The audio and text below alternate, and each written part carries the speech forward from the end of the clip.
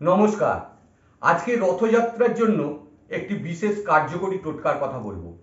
এই টোটকাটি খুব কার্যকরী, ঠিকমতো যদি করতে পারেন দারুণ ফল পাবেন। আপনার ব্যবসা রয়েছে বা দোকান রয়েছে, ঠিকমতো চলছে না, বিক্রি বাট্টা হচ্ছে না। আপনার গৃহে নানা রকম অশান্তি চলছে, একটা নেই নেই ভাব, আপনার হওয়া কাজ হচ্ছে না, এগিয়ে যাওয়া কাজ বন্ধ হয়ে যাচ্ছে, কোনো কিছুতে আপনি সাফল্য পাচ্ছেন না।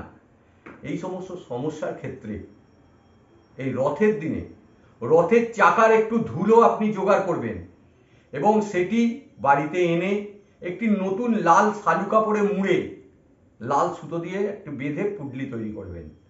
যদি আপনার ব্যবসার স্থানে কোনো রকম প্রবলেম থাকে সেক্ষেত্রে আপনি ব্যবসার মেন গেটের ওপরে ওটাকে ঝুলিয়ে দেবেন। আর যদি গৃহে কোনো অশান্তি থাকে তাহলে মেন দরজার উপরে ওটিকে ঝুলিয়ে দেবেন এবং প্রত্যহ ধূপধুনো দেখাবেন, প্রভু জগন্নাথ দেবকে স্মরণ করবেন, তিনি আপনাকে এই জায়গা থেকে ঠিক উদ্ধার করবেন। জয় জগন্নাথ স্বামী নয়ন পথগামী ভব তুমে।